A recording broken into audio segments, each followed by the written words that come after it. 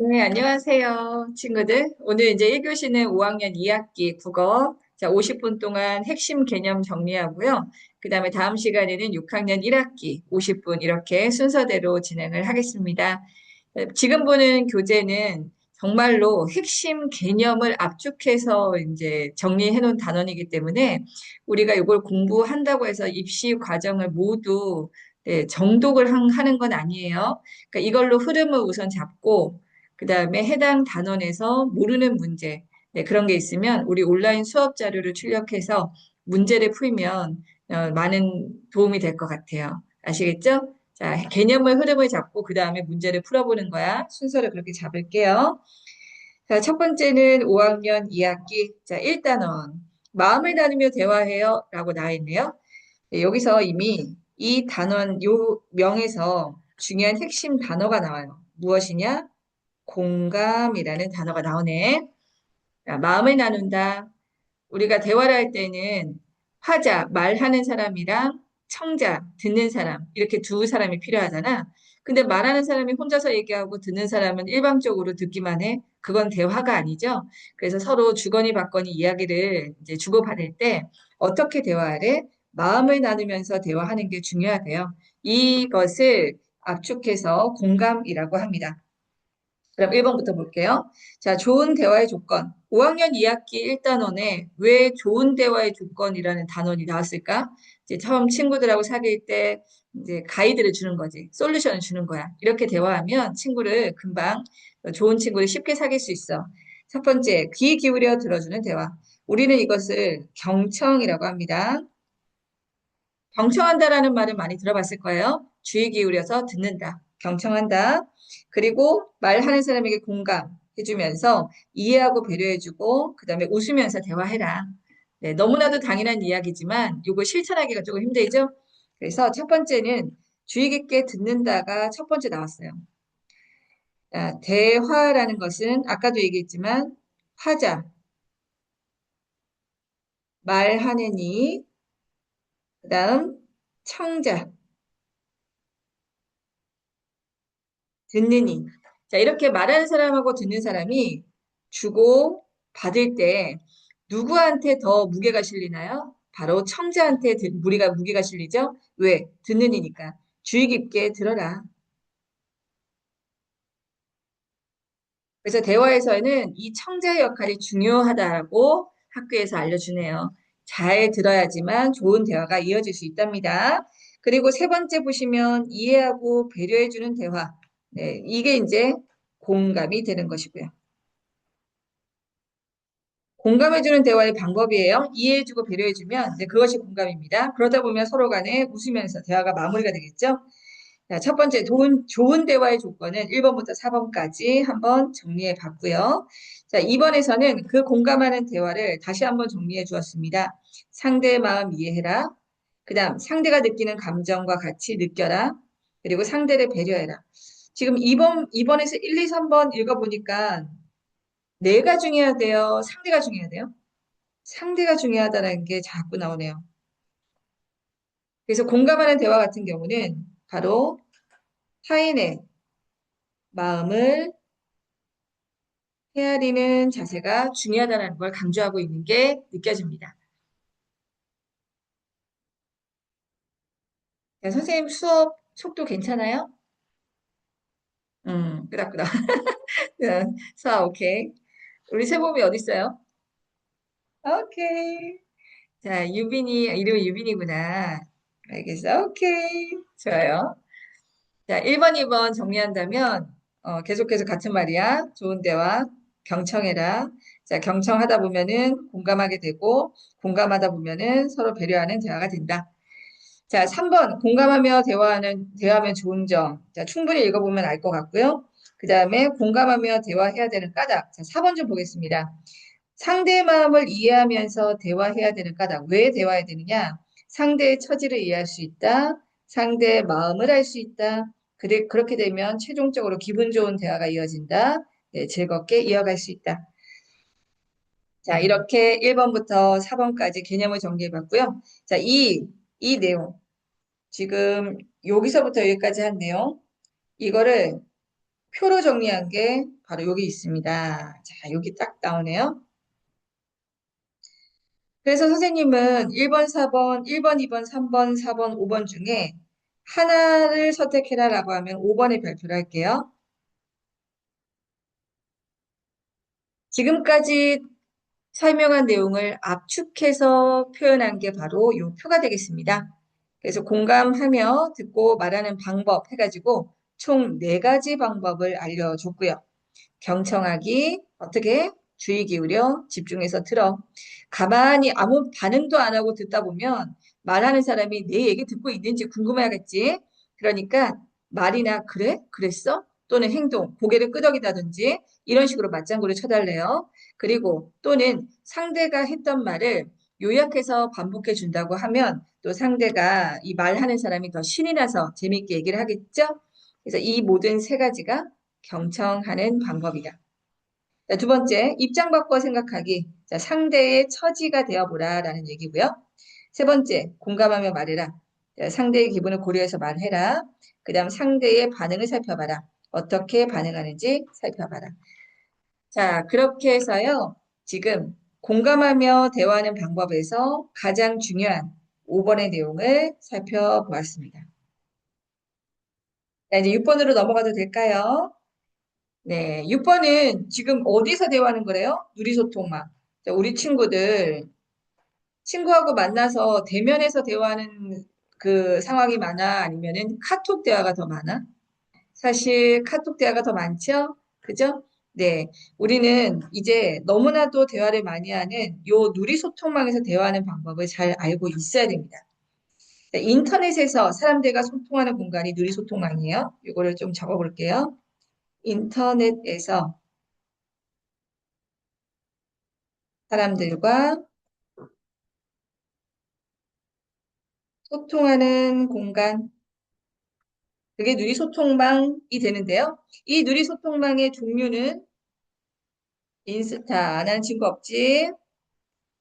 페이스북, 요즘 페이스북은 잘 안 하는 것 같아요. 그 다음에 카톡, 제일 흔한 방법이죠. 이게 누리소통망입니다. 그러면 여기서 대화할 때는 어떻게 해야 되느냐? 하고 싶은 말을 정확하게 전달해야 돼요. 왜냐하면 대면에서 대화할 때는 우리가 같은 장소에서 서로 주고받을 때는 잘 모르면 바로바로 물어볼 수 있고 상대의 표정이나 또는 이 행동을 통해서도 그 사람의 말하는 의도를 파악할 수가 있어요. 근데 비대면, 대면하지 않고 대화하는 이 누리소통망은 상대를 대면하지 않기 때문에 오해가 생기기 쉽습니다. 그러므로 말하고 싶은 내용을 정확하게 전달해야 돼. 거기다가 줄임말. 선생님이 지금 하고 있는 이 말을 이 타자로 쓴다면 타자가 빠를까요? 내가 하는 말이 빠를까요? 아직 내가 하는 말이 빨라요. 타자는 그것보다 조금 느리기 때문에 타자로 자기가 하는 말을 빠르게 전달하기 위해 줄임말이라는 게 생겼어요. 이해되지? 줄임말이 왜 생겼는지. 타자로 하고 싶은 말을 타자로 옮기다 보니까 이 말을 줄여서 단어들이 생기게 된 건데요. 이 줄임말은 어쨌든 이것 또한 의도가 정확하게 전달되지 않는 단어들이 많으니까 줄임말을 최대한 쓰지 않는다. 그다음 혼자서 너무 많이 말하지 말래요. 그리고 특히나 누리소통망에서는 익명성이라는 게 있어요. 사람들이 자기 이름을 대고 말하기보다는 이름을 숨겨서 아이디로 주로 얘기하죠. 그러다 보니 상대방을 존중하지 않는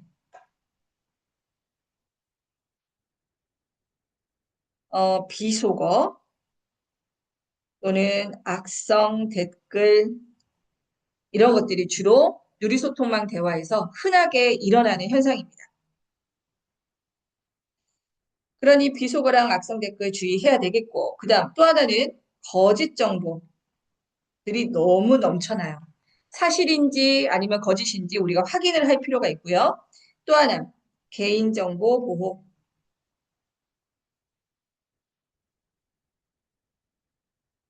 자, 이것도 사생활 보호, 개인정보 보호. 네, 아무데나 공개적인 카톡이라든지 공개적인 자리에서 그 누리소통망에서 핸드폰 번호 또는 주소 이런 것들 함부로 했다가는 나쁘게 도용될 수가 있잖아요. 자, 그러므로 이런 것들은 주의해야 되겠습니다. 자, 요거 한번 필기해 놓으시고요. 네, 7번으로 갑니다. 그렇다면 우리가 직접 하는 대면 대화와 누리소통망, 온라인 대화에서 하는 다른 점은 무엇이냐? 자, 직접 하는 대화, 물론 소통하기가 편하겠지만, 이런 부분에 또 난처한 상황이 생겨요. 직접 말하기 어려운 주제가 있어요. 만약에 우리가 이제 친구랑 사귀었어. 한 100일이 됐어. 근데 좀 자주 만나지도 못하고 관계가 소원해졌어. 이제 헤어지고 싶어. 그럴 때 직접 만나서 헤어지자고 얘기하는 것보다 여러분 어떻게 헤어지죠? 요즘 카톡 이별 많이 하죠? 그래서요, 직접 말하기 어려운 주제는 대면에 있을 때는 좀 꺼내기가 어려운데 이 누리소통망에서는 얼굴 보고 전하기 어려운 그 마음과 생각을 좀 쉽게 전할 수 있다라는 장점. 그게 이제 이렇게 내용이 전달이 되겠습니다. 그리고 누리소통망은 시간, 공간을, 시간, 공간의 제약을 덜 받죠.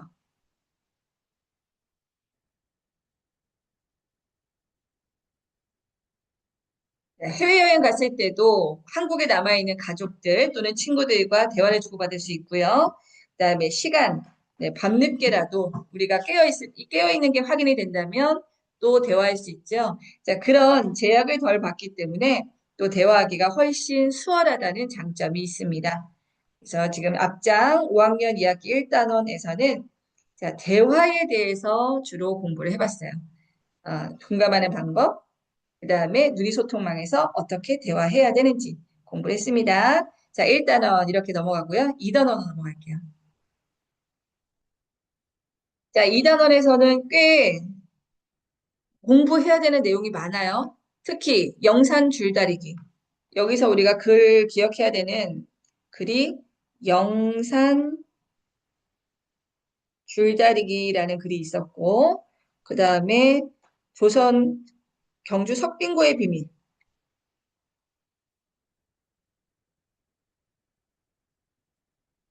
자, 이렇게 긴 지문의 글이 있었죠? 그렇다면 간단하게 영상 줄다리기 뭘 알아야 되는지 한번 살펴볼까? 줄다리기를 통해 당시 조선시대에는 농업국가였기 때문에 항상 풍년을 기원했어요. 한 해 농사 잘 되는 것, 풍년을 기원하고 마을 사람들이 힘을 합해서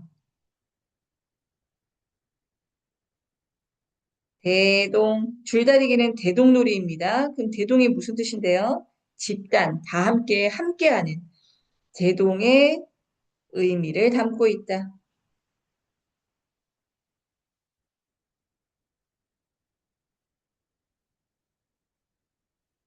그래서 이 글을 통해서 알 수 있는 정보는 줄다리기의 과정. 자, 줄다리기는 어떻게 줄을 만들고 그 줄을 줄다리기 할 장소로 어떻게 옮기고 그 다음에 승부를 겨루기 위해서 무엇을 하고 등등. 자, 이런 줄다리기의 과정이 있었고요. 그 다음에 왜 우리 조상들은 이렇게 줄다리기를 했을까? 줄다리기 하는 이유. 기억나나요? 당시 우리 조상들은요, 이 물을 다스리는 신을 용이라고 생각했어요. 그래서 이 용을 기쁘게 해야지만 한 해 풍년이 되기 위해서는 적절한 비, 따뜻한 햇빛, 즉 자연이 도와줘야지만 농사가 잘 되겠죠. 그래서 물의 신인 용을 즐겁게 하기 위해 줄다리기, 그 용을 닮은 줄을 만들어서 놀이를 했다라는 내용이 담겨 있습니다. 그다음에 세 번째, 그러한 놀이를 통한 우리 조상들의 지혜. 자, 요 세 가지가 바로 이 영산 주의다리기에서 우리가 얻을 수 있는 정보가 됐었죠. 그리고 이 글에서 핵심 단어 하나를 찾는다면 협동이 되겠습니다. 주다리기는 새해 첫 달, 1월에 해요. 자, 1월 같은 경우는 계절적으로 아직 겨울이죠? 여러분들 설날에 시원한 여름 옷 안 입죠? 아직 옷 입죠? 그리고 눈도 안 녹았어요. 그때는 농사를 지을 수 있는 시기가 아닙니다. 그러므로 마을 사람들이 모두 줄다리기에 매달려서 마을 사람들이 우리가 알 수 있는 팀업, 그 하나의 풍년을 만들기 위해서는, 풍성한 하늘을 만들기 위해서는 말사는 모두의 힘이 필요하거든요. 그래서 협동을 하기 위해서 이러한 놀이를 다 같이 했다. 자, 다 썼니? 다 쓰면 얘기해 주세요. 손가락 오케이 한번 해줘요. 알았어. 자, 이제 속빙고 정리하자. 자, 속빙고도 설명문입니다. 그러면 속빙고 같은 경우는 냉장고가 없던 시절 얼음 창고의 역할을 했었죠.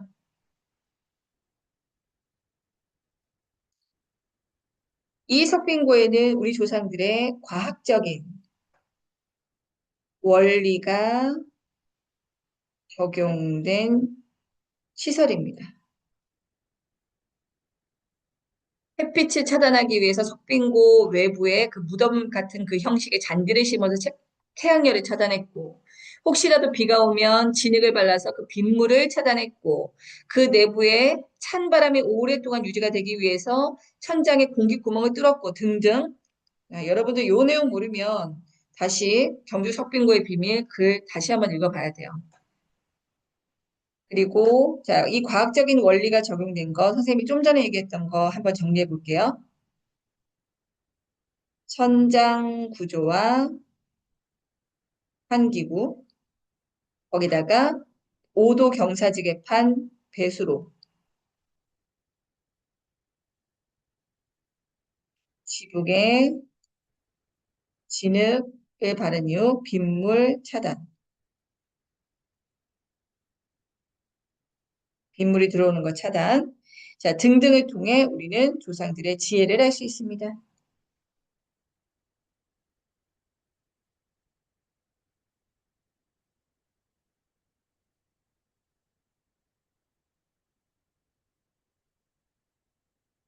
자, 이렇게 간단하게 핵심 정리 파악했고요. 지금 이 단원의 이 단원명에 보니까 지식과 경험을 활용해서 글을 읽는 거예요. 그럼 우리가 알고 있는 지식을 무슨 지식이라고 한다? 배경 지식이라고 해요. 이미 우리가 알고 있는 지식입니다. 또는 우리가 체험한 것, 이런 것들을 활용해서 글을 읽으면 무엇이 좋을까요? 내가 알고 있는 것, 내가 체험한 것이 나오면 당연히 재밌겠지. 맞아, 나도 이거 했는데. 맞아, 나 경주 석빙고 가봤는데. 영상 줄다리기 이거 TV로 본 적 있는데. 더 재밌게 읽게 되고요. 그러다 보니 몰입 집중해서 읽을 수 있고요. 그리고 오래 기억이 남을 수 있답니다. 요 세 가지가 지식과 경험을 활용해서 글을 읽으면 좋은 점. 그렇다면 지식과 경험을 활용해서 글을 읽는 방법은 첫 번째, 글과 관련 있는 내용을 조사해보고, 그 다음, 책 내용과 관련된 이런 경험을 떠올려 보고, 모르는 내용 있으면 찾아서 공부해보고, 또는 글을 골라 읽을 때는 내가 경험한 것, 내가 알고 있는 것, 이런 것들이 많은 것으로 골라 읽으면 네, 그렇게 지식과 경험을 활용해서 글을 읽을 수 있답니다. 3번. 글을 읽으면서 질문을 만드는 방법. 우리는 이것을 능동적인 읽기라고 해요.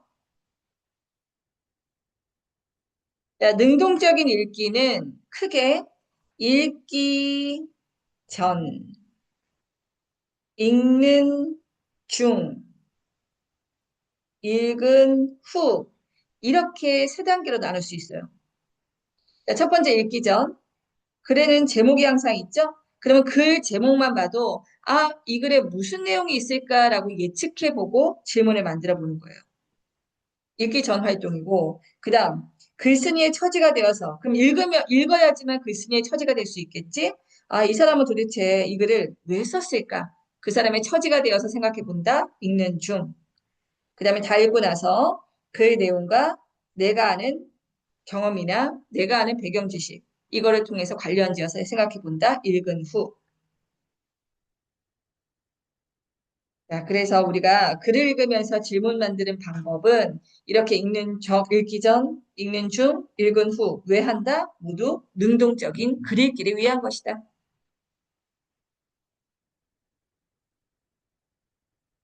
자, 이제 5번으로 넘어갑니다. 자, 글로 쓸 내용에 필요한 지식을 조사하는 방법은 여러분들 요거 3번만 체크할게요. 내가 글을 쓴다고 한다 칩시다. 그러면 글로 쓸 내용에 필요한 지식을 어떻게 조사하면 좋을까? 글도 넣어야 되고 그림 또는 사진. 자, 이렇게 조사 자료를 활용해야 되고요. 항상 조사 자료를 활용할 때에는 출처 기록하는 게 바로 쓰기 윤리에 해당하게 됐습니다.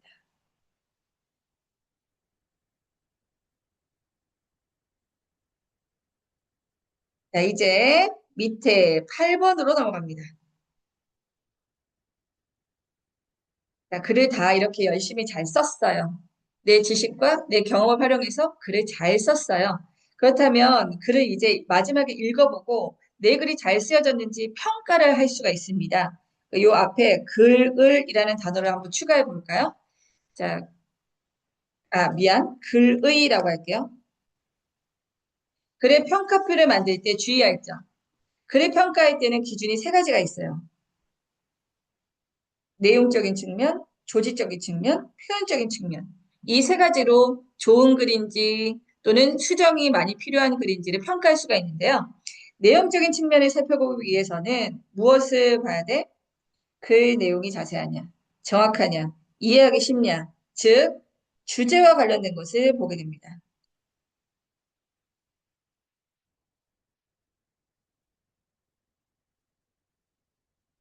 자, 글의 전반적인 모든 줄거리라든지 글의 핵심 내용이 다 주제랑 연관성이 있어야지만 그 글에 통일성이 있는 글이 되거든요. 통일성. 그래서 독자가 그 글을 읽었을 때, 이러한 내용을 설명하려고 하는구나, 라고 이해가 되기 위해서는 모든 글이 주제랑 연관성이 있어야 돼요.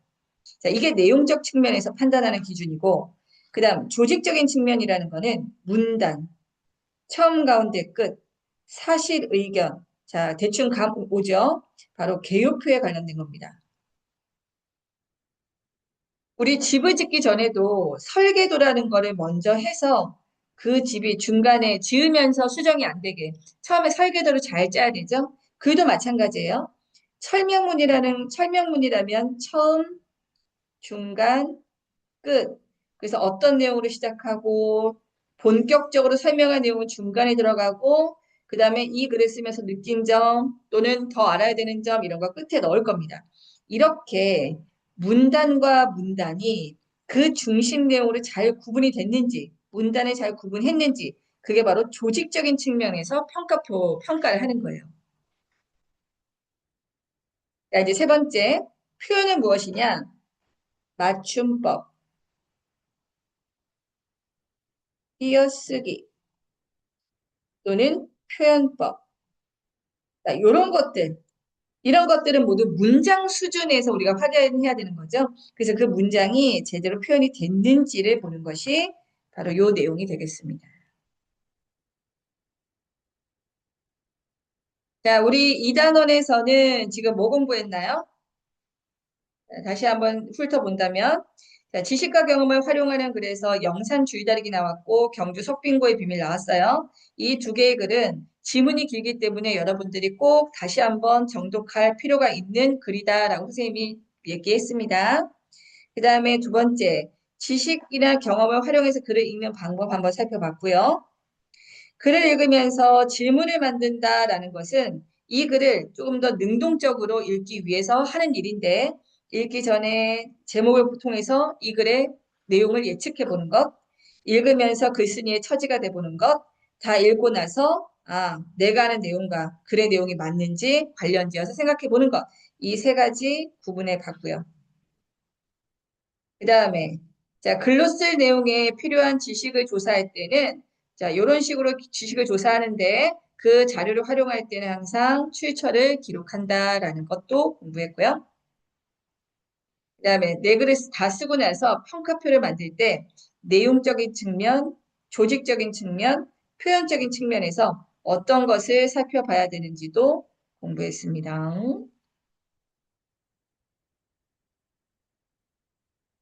자, 이제 3단원으로 갈게요. 자, 3단원에서는 의견을 조정하면서 토의해야 돼요. 자, 토의라는 것 여러 번 공부했는데 다시 한번 사전적인 의미 보겠습니다. 공동의 문제를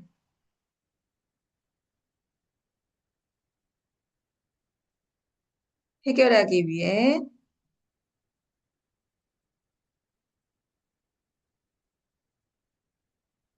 해결하기 위한 협력적 말하기다.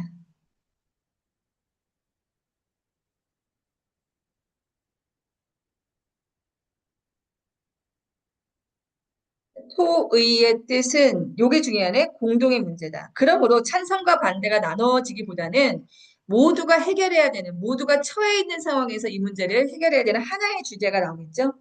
자, 공동의 문제를 위한 말하기고, 그러므로 협력적 말하기. 즉, 경쟁하면서 누가 누구를 설득해야 되는 것이 아닌 모두가 다 같이 힘을 합쳐서 최선의 대안을 만들어야 되는 말하기가 되겠어요. 최선의 대안.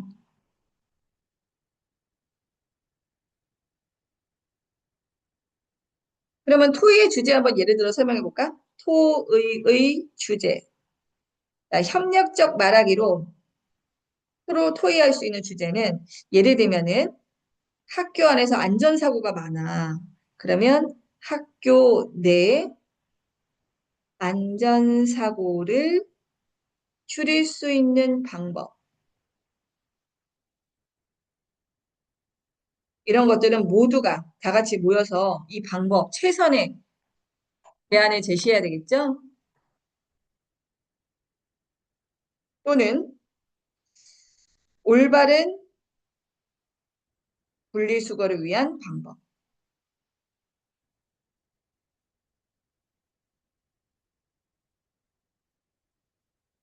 그리고 여러분들 미디어 많이 보죠? 미디어 사용 시간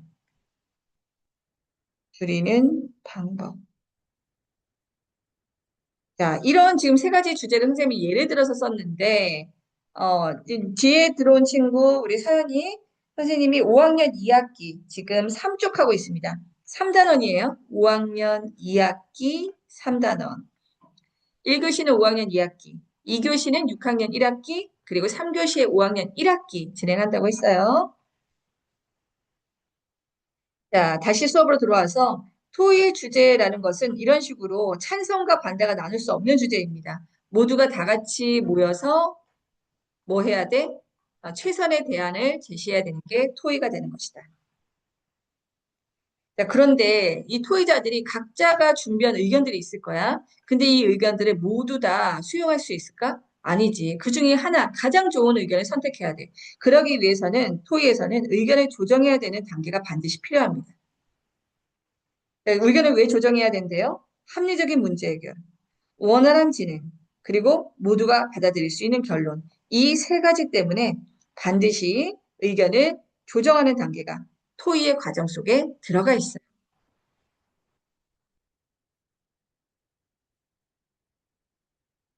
자, 그러면 선생님 또 오랜만에 발표하겠습니다. 요거 2번에 발표하겠습니다.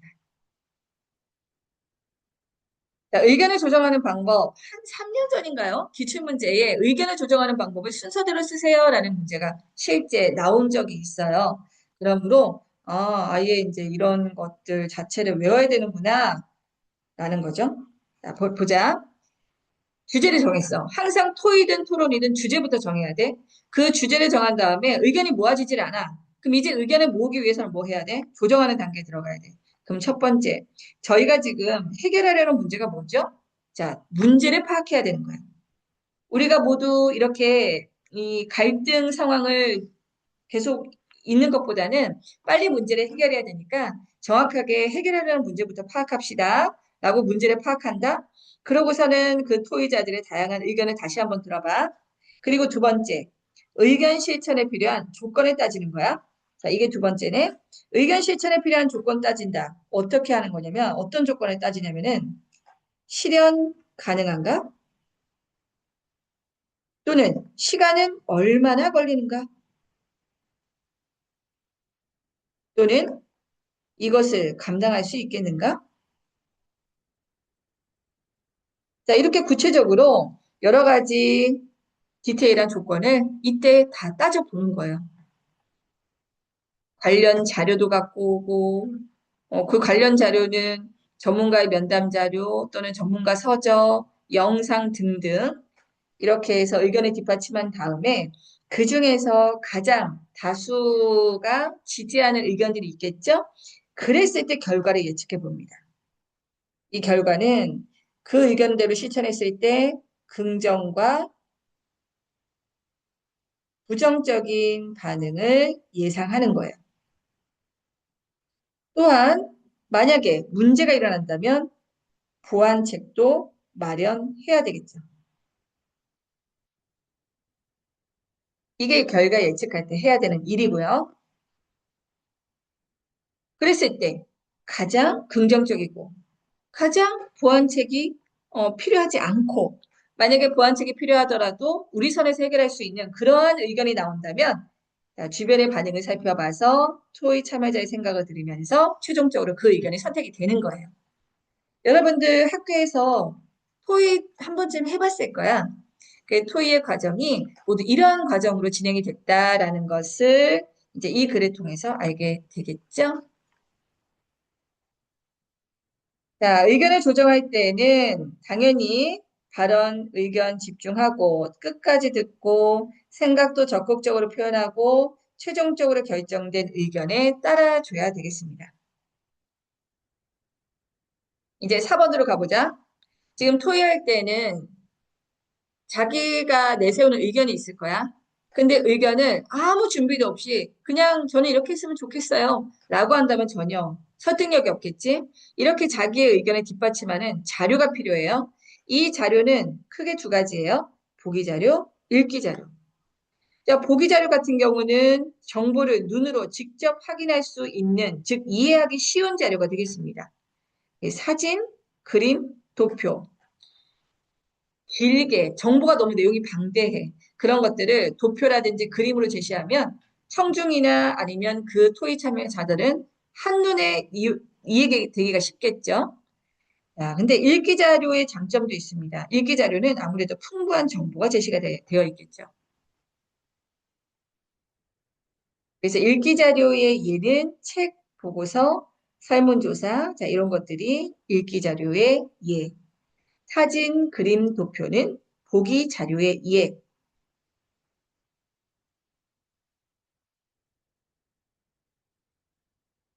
자, 7번 봐주세요. 7번. 우리는 지금 3단원에서 뭐 공부했죠? 토의에 대해서 공부했죠? 자, 이 토의, 토론이랑 구분하는 거 가끔 나와요. 자, 토의는 여러 사람이 의견을 나누어서 어떤 문제를 해결하며 말하기라고 되어 있지만 여기 조금 더 보완할게요. 최선의 해결책, 즉 합의점을 찾는 것입니다.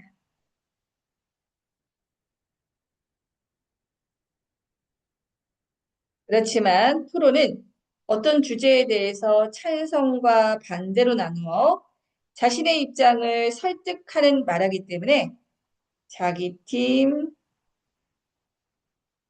주장의 타당성을 입증하는 말하기가 되겠습니다.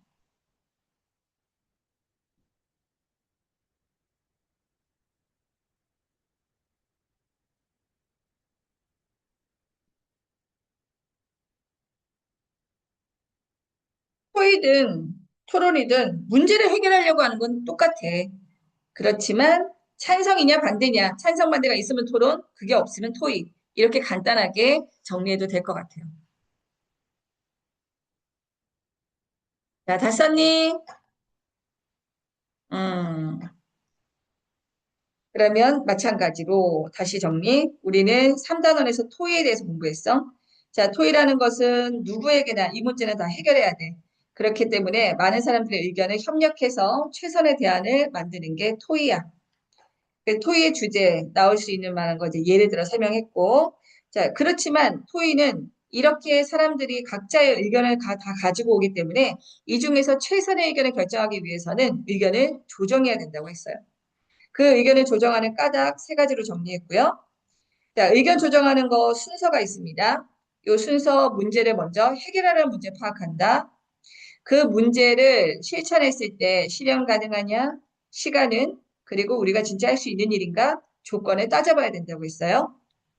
그리고 나은 토의 의견이 있다면 그거를 실천했을 때의 결과를 예측합니다. 긍정과 부정적인 반응, 그리고 실패했을 때 또는 보완책, 그 다음에 토의자들의 반응을 살펴보고 나서 의견을 정하게 되는 거죠. 토의를 할 때는 자신의 의견을 뒷받침하는 자료가 필요하다고 했어요. 이 자료는 크게 보기 자료와 읽기 자료로 나눠집니다. 보기 자료의 장점은 정보를 눈으로 제시하기 때문에 한눈에 정리가 되겠죠? 읽기 자료 같은 경우는 긴 줄글, 한눈에 정보가 파악되기는 어려워요. 하지만 그 글을 읽음으로써 풍부한 정보는 얻을 수가 있겠죠. 자, 토의하고 토론, 나중에 토론도 나오는데요. 우선 토의하고 토론을 다시 한번 구분한다면 토의는 협력적 말하기고 토론 같은 경우는 그 타당성을 입증하는 설득적 말하기다. 이제 4단원으로 갑니다. 자, 겪은 일을 써요. 이제 여기서는 글쓰기 방법에 대해서 알아야 돼요. 글을 쓸 때에는 우리가 문장이 여러 개가 모여서 하나의 글을 완성하잖아요. 이 문장이 이루어질 때 성분이 필요해요. 문장을 구성하는 성분. 그리고 그 문장을 구성하는 성분은 짝을 이루어야 됩니다. 그걸 호응 관계라고 해요. 첫 번째, 문장 성분은 주어, 목적어, 서술어.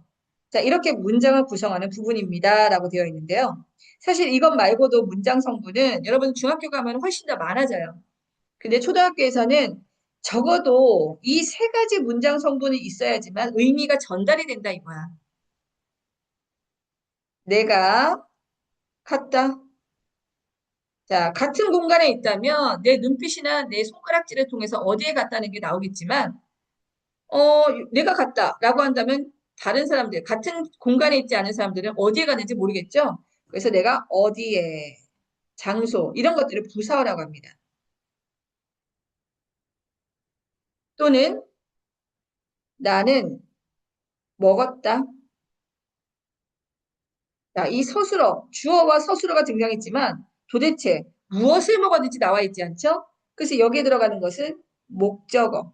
이런 식으로 적어도 의미가 전달하기 위해서, 최소한의 의미 전달을 위해서 꼭 필요한 것. 그것을 우리는 문장 성분이라고 해요.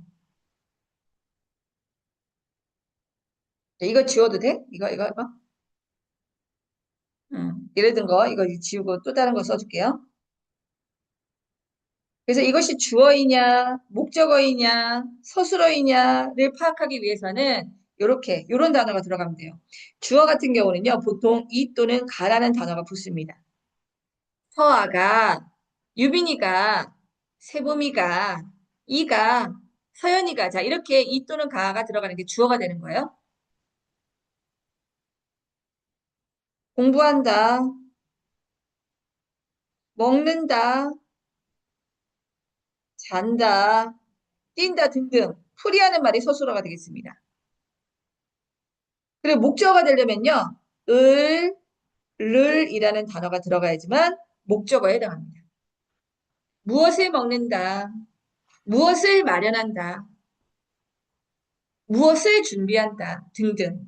이렇게 을이 들어가면 그 문장에서 목적어에 해당하는 성분이다라고 여러분들 찾으면 되겠지? 자, 이렇게 문장 성분 공부했고, 두 번째는 뭐야? 호응을 공부할 거야. 호응은 무엇이다? 문장 앞에 어떤 말이 따라오고 짝인 말이 뒤따라오는 걸 호응이라고 하래. 자, 이 호응을 설명하기 위해서는 2번으로 갈 거예요. 자, 2번. 뭐라고 써 있냐? 문장 성분의 호응이 바르게 이루어지도록 글을 써야 되는 카다. 자, 이 호응이 이루어지지 않으면 문장이 어색해지기 때문이다. 라고 했는데, 예를 들어 볼게. 나는 비록 못생겼지만, 시작을 좀 어렵게 했네. 난 지금 못생겼지만. 잘생긴 남자와 결혼했다.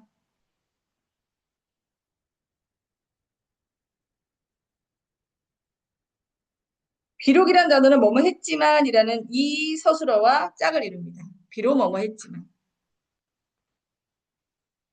그 다음에 우리말에서는 결코 또는 전혀, 별로, 또 뭐 있더라? 여간, 차마, 도무지.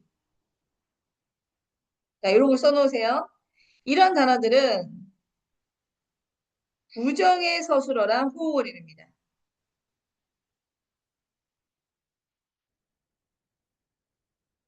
결코 공부했습니다. 이상하잖아요. 그래서 결코 그거 가져가지 않았어요. 이렇게 부정의 서술어가 있어야지만 문장이 의미가 전달이 된다는 거지. 전혀 봤는데요. 전혀 못 봤는데요. 별로 안 맛있던데요. 여간 어려운 게 아니에요. 차마 눈 뜨고 못 보겠어요. 도무지 이해가 안 돼요. 자, 다 어때요? 부정의 서술어가 따라오고 있죠. 네, 이런 것들이 바로 호응입니다. 자, 호응. 앞에 어떤 말이 따라오고 짝인 말이 뒤따라오는 것. 그래서 호응이 되지 않으면 문장이 어색해진다. 자, 그리고 또 발표 꺼냅니다. 글쓰기 과정. 자, 글을 쓸 때에는 첫 번째 계획하고 내용 생성하고 내용 조직하고 표현하고 고쳐쓰기. 선생님 이거 여러 번 했던 거 기억이 나요. 자, 계획을 하는 거는 무엇을 계획해야 돼? 주제 정하고 독자 정하고 그 다음에 글의 목적, 종류 이런 것들이 바로 첫 번째 계획하기 단계야. 두 번째는 내용을 생성하라고 하는데 바로 글감 또는 자료 같은 거 찾아야 돼. 내 글이 풍성해지도록 그 주제와 관련된 글감과 자료를 찾는 거예요. 조직, 문단을 나눕니다. 개요표를 작성하는 거죠. 그리고 이제 직접 글로 써보고 글을 수정하면 되겠어요. 그래서 요거는 의외로 시험에 자주 나오는 문제입니다. 자, 6번으로 갈게요. 옆에 지금 우리가 3번 했는데 6번으로 갑니다. 겪은 일이 잘 드러나게 글을 쓸 때는 무엇을 생각해야 되느냐? 자, 내용적 측면. 우리 아까 좀 전에 공부했던 거 기억나? 내용적인 측면, 조직적인 측면, 표현적인 측면에서 우리가 평가를 한다고 그랬는데 주제에 관련된 거는 무조건 내용이야. 그다음 글의 구조, 즉 개요표, 문단 잘 나눴니? 그 문단의 중심 내용 잘 들어가 있니? 그게 조직적인 측면이야. 그다음에 제목, 그리고 적절한 낱말, 표현법 이런 것들이 표현적인 측면이 되는 거예요.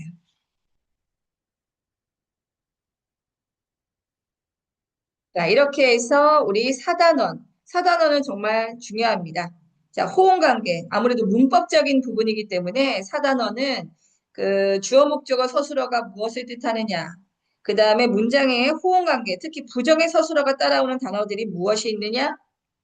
그리고 글쓰기의 과정. 요 순서대로 글을 쓰면 아주 짜임새 있는 글이 된다는 것.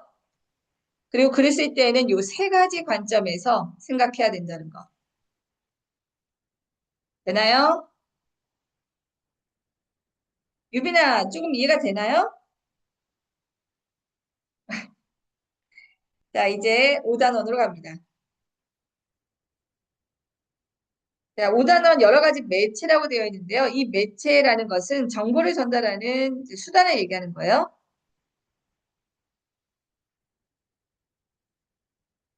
요즘은 여러분들이 인터넷 매체를 주로 사용하지만 원래의 매체가 전통적으로 요 세 가지입니다. 인쇄 매체, 영상 매체, 인터넷 매체. 인쇄 매체는 글과 그림, 문자로 된 거죠. 그래서 신문, 책 또는 사전, 글과 그림으로 종이로 이루어진 것. 영상 매체는 TV, 인터넷 매체는 말 그대로 여러분들이 사용하는 인터넷. 그러면 4번으로 넘어갑니다. 자, 이 알맞은 방법으로 매체 자료를 읽으래요. 우리가 인쇄 매체 같은 경우는 책을 생각해봐. 사실 정보 중에 가장 믿을 만한 정보는 인쇄 매체 자료예요. 왜냐? 저자가 분명하게 드러나 있기 때문에. 그래서 이 인쇄 매체는 정보의 신뢰성이 높습니다.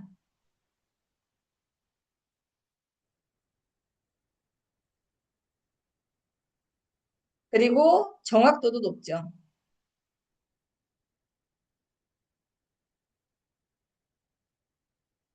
자, 영상 매체 같은 경우는 우리 유튜브에서도 영상 여러분들 한번 보기 시작하면 그만둘 수 있어 없어? 없지. 그만큼 강한 몰입감,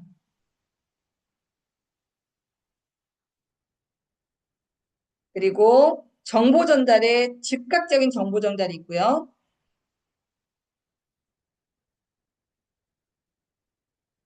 또한 파급력이 높습니다.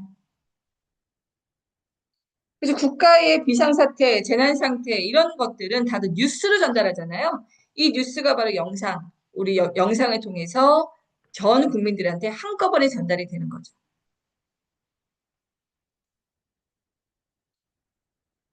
자, 그렇지만 여러분들은 이 매체 중에서도 인터넷 매체를 가장 많이 사용할 거예요. 자, 인터넷 매체 많이 사용하는 만큼 단점도 많습니다. 그러므로 인터넷 매체를 어떻게 바르게 사용해야 되느냐? 첫 번째, 정보를 비판적으로 수용해라.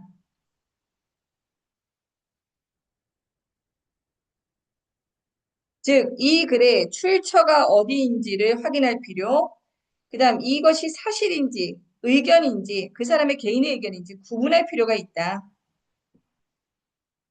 또 하나, 익명성을 이용해서 사이버 폭력이 많죠.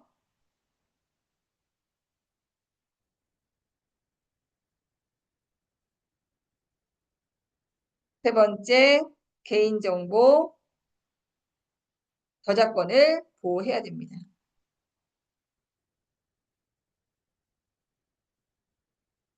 이 세 가지는 우리가 인터넷 매체를 바르게 사용하기 위한 최소한의 장치다. 최소한의 윤리이다.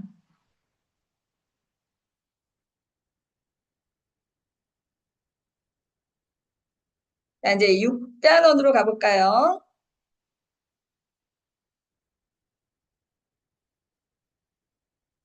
자, 아까 좀 전에 토의 공부에도 이번에 토론이 나왔네요. 자, 토의에서 여기 보시면 저는 본 안건에 대해서라고 나와 있어요. 자, 안건이라는 것은 무엇이냐? 핵심 주제이자 공식적인 논의 대상을 안건이라고 해요.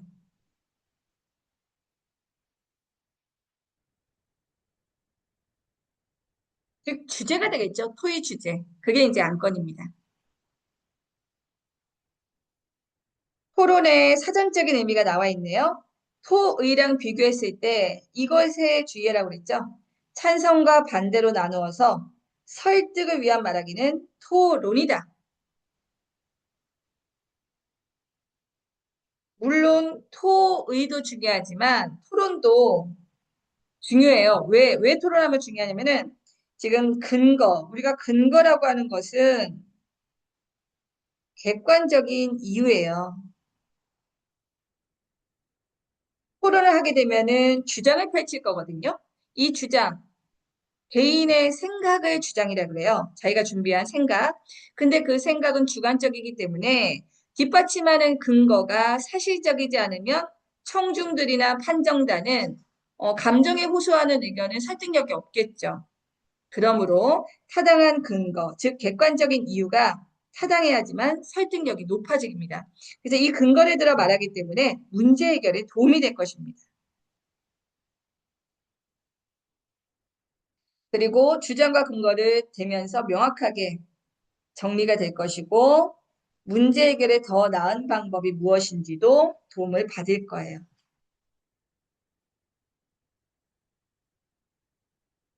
자, 청중들 또는 그 판정단들은 근거 자료를 평가할 텐데요. 그 근거 자료는 크게 두 가지.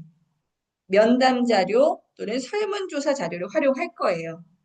자, 면담 자료는 전문가의 의견인지 파악하면 됩니다. 해당 분야의 전문가. 그러면 신빙성이 높겠지? 설문조사는 많은 사람들에게 물어보는 거야. 그러므로 조사 대상과 범위가 적절한지를 따져봐야 돼요. 그래서 여기에 선생님은 표시하겠습니다.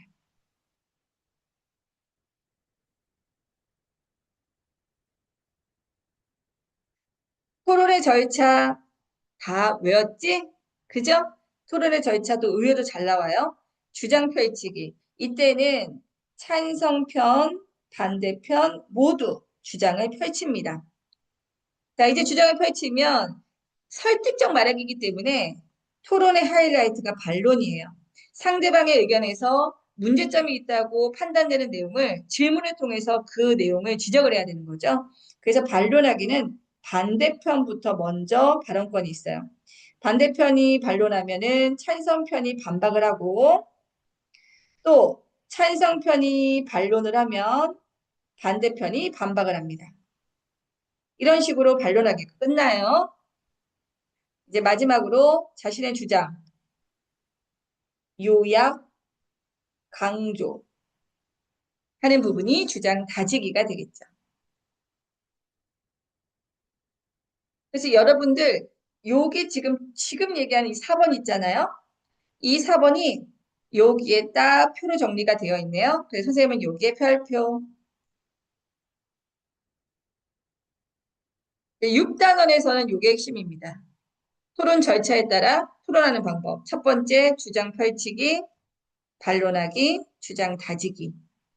그래서 특히 반론하기에서 상대방의 주장을 요약하면서 우리가 얼마큼 너희들의 주장을 잘 알고 있는지 확인해 준 다음에 그 주장이 타당하지 않다는 거 질문하면서 자료도 타당하지 않다는 거 밝히면서 계속 지적을 하는 거죠. 자, 이제 뒤에 7단원. 자, 요약입니다. 우리가 요약하는 방법은 3번으로 바로 넘어가겠습니다. 자, 짧게 간추려야 되고 중요한 내용만 들어가야 돼요. 그리고 중요한 내용을 이해할 수 있게 간추려야 되는데 그 간추리는 방법이 여기 4번에 나와 있어요. 가장 간단한 거, 당연히 중요하지 않은 정보, 부연 설명, 구체적인 내용, 이런 거 어떻게? 과감하게 삭제. 자세하게 나와 있는 거를 모두 다 싫다 보면 글이 길어지겠지. 삭제해야 돼. 그 다음, 세부적이고 즉 자세한 내용은 그것을 포함하는 대표하는 어휘, 일반적이다라는 게 대표하는 거야. 대표하는 어휘로 바꿔줍니다. 대체, 바꾸다. 자, 많은 내용 가운데 중심 문장이 딱 분명하게 드러나 있는 게 있다면 그걸 선택하면 되고요. 문단에서도 중심 문장이 없는 문장이 있어요. 그럼 중심 문장을 만드는 게 구성입니다.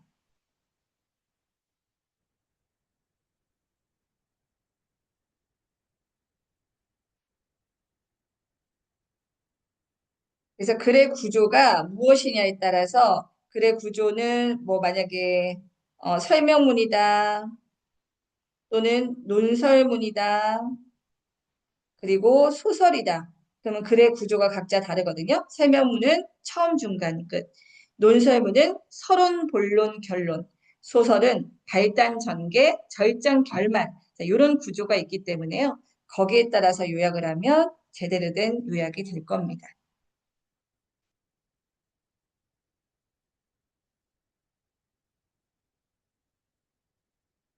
자, 그리고 마지막 8단원인데요. 자, 이 8단원에서는 지금 우리말 지킴이라고 나와 있어요. 이 우리말 지킴이 줄임말, 사물 높이는 것, 그 다음에 지나친 외국어, 신조어. 자, 이게 바로 우리말이 훼손된 사례입니다. 훼손된 우리말.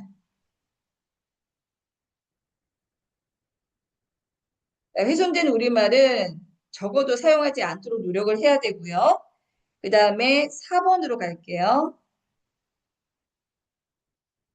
자, 우리 훼손된 우리말을 발표 주제로 삼았어요. 그 발표 주재할 때는 여러 가지 자료를 대면서 발표를 해야 되는데 그 조사하는 방법에 네 가지가 소개가 되었네요.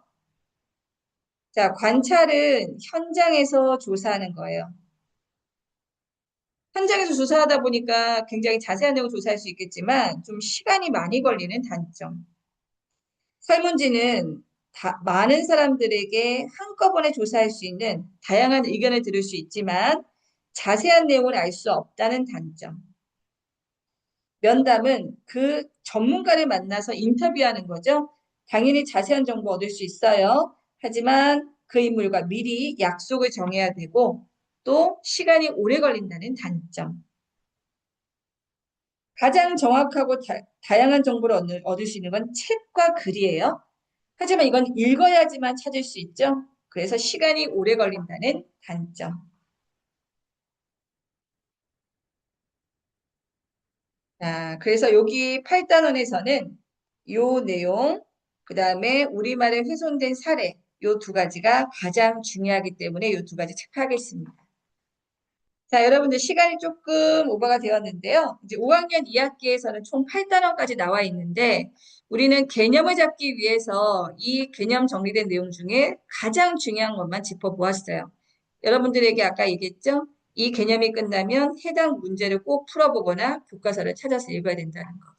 자, 이렇게 개념 우선 정리해 보았습니다.